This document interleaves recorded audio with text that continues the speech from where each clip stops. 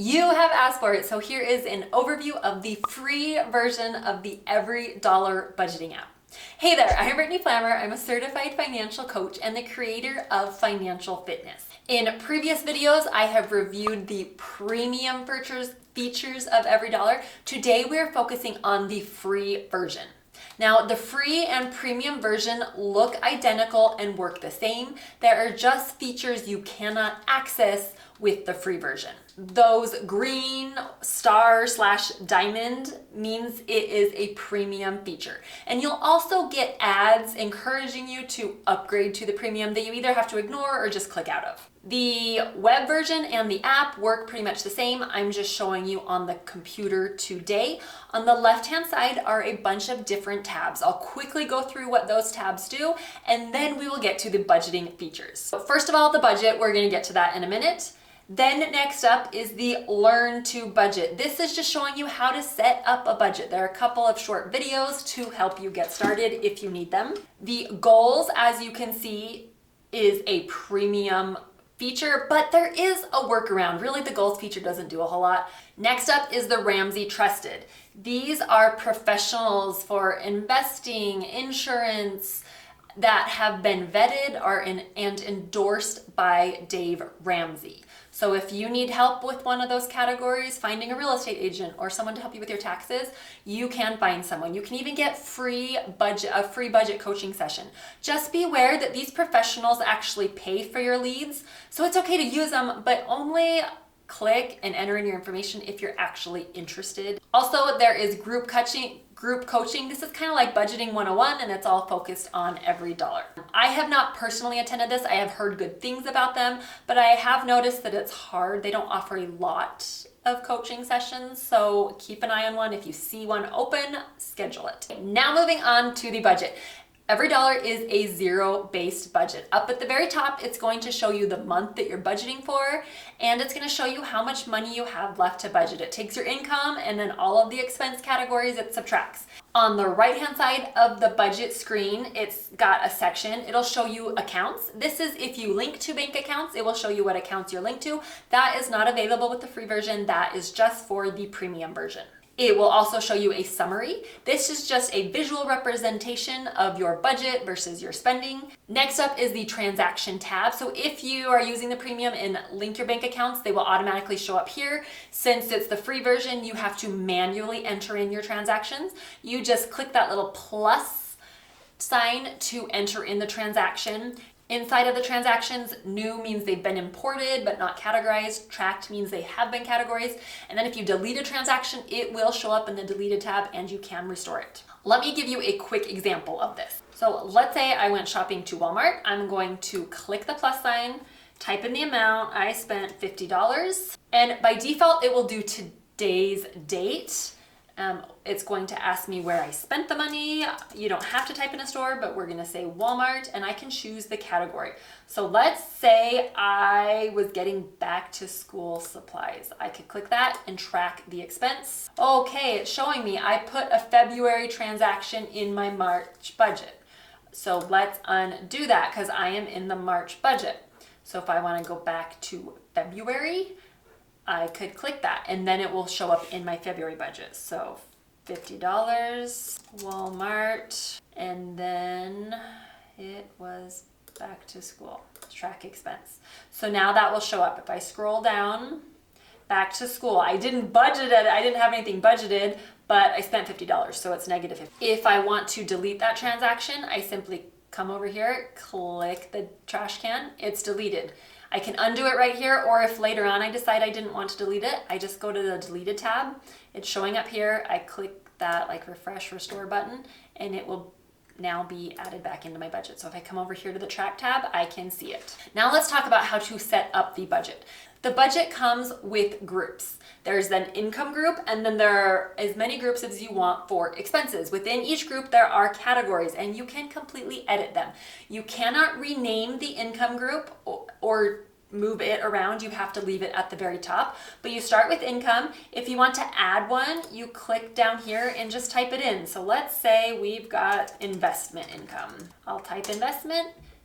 Oh, it's already being used, so I can't do that. Okay, so let's say I want to delete one. Interest, I click on that, delete it. Delete the item. If I want to add an income, I'll just click the add, type it in, and now it's there. For expenses, they come with preset groups. You can rename them, drag them around. So bills, let's say I want to rename it to boring stuff. I just simply click on it and type the name. If I want to drag the group, I click on the entire group and move it down. The exception is goals. You cannot rename goals or delete it. So if I click on that, it won't let me rename it. I can drag it around, but I can't get rid of it. If I want to get rid of one, I just click on it and click the delete button. If you want to add one at the bottom of that group, you'll just click add item into that group. There is a planned column. So for income, the planned column is how much you plan to make. So my husband makes $6,000. That's how much we plan. My income, let's say I plan to make $1,000. I'll just enter it in. And interest, we plan on making $100. The received, once we have received payment, that will show up here in the received. For expenses, there is still a planned column, but the planned column is how much we plan to spend. So for our mortgage, we plan to spend $400. For natural gas, I plan to spend $60. It's actually, yeah, $60. For our city bill, let's say I plan to spend $200. I will enter in $200. The other column will show me remaining, and I can toggle between remaining and spent. I simply click up here on the top, and now I'll see how much I've spent. Or I can just click on it here. So my mortgage, I haven't spent anything. So if I click on it, it will show me how much is remaining. Now for the debt section, let me show you how you can enter in your debts. If you come to the debt section, just click add a debt. And over on the right-hand side is where all the information on that debt is. You can just rename it. So let's say I have a credit card. We'll say it's a Chase credit card. And I don't have to, but I can choose the type. It will ask for the current balance. So let's say I owe $5,000 on this credit card. The minimum monthly payment is $150. And the interest rate and original balance are optional, but we'll add the debt. And it's automatically going to show up showing me the balance. And I can set a due date if I want. That's just for me personally to track. Now, even though when you entered in the debt, you entered in the minimum monthly payment, it does not put that into your budget. So you can see here, this is now showing up in my debt, and it will show me the balance, but the planned amount, how much I plan to spend, for now, let's just put in the minimum monthly balance, which was $150. That's how much I planned, and then I'll go through into my budget and see if I can put more towards it. Once you've entered in debts, it's going to show you which one you should pay off first. So now here I've entered into, I've got a credit card and a truck.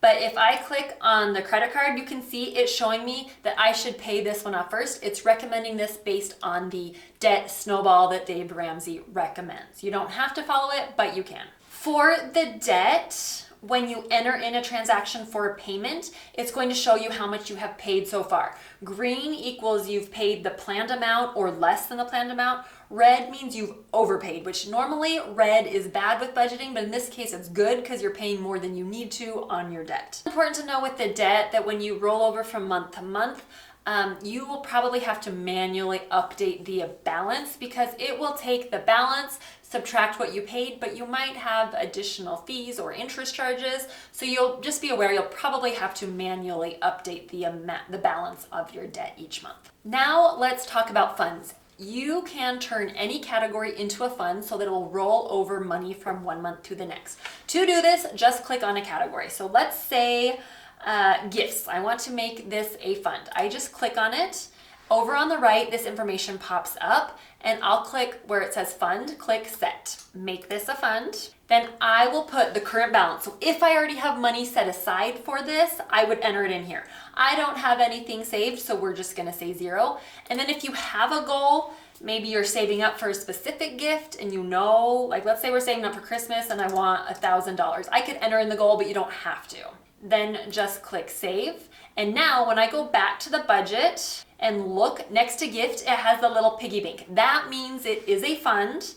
That means money will roll over from one month to the next. So as of right now, I'm going to budget $100. And if I don't spend anything, that $100 will roll over to the following month. So I will start with $100 and it will track that for me. It is important to note with funds, you do not add a transaction when you transfer money into a fund. So say I transfer $100 from my checking account to my savings account for gifts, I won't track that transaction. I only track the transaction when I actually spend the money. So the pros of the EveryDollar free version is that it is completely free. It is very simple, very basic. If you are just getting started with budgeting but want something digital, this is a great way to start. If you want your bank accounts linked so you don't have to manually enter in transactions, then you would have to upgrade to the premium version. I do have videos on that, but I'll be honest, it's not my favorite. If you're willing to pay that much money, it's not my first choice in budgeting apps. Check out my video right up here with the top 15 budgeting apps.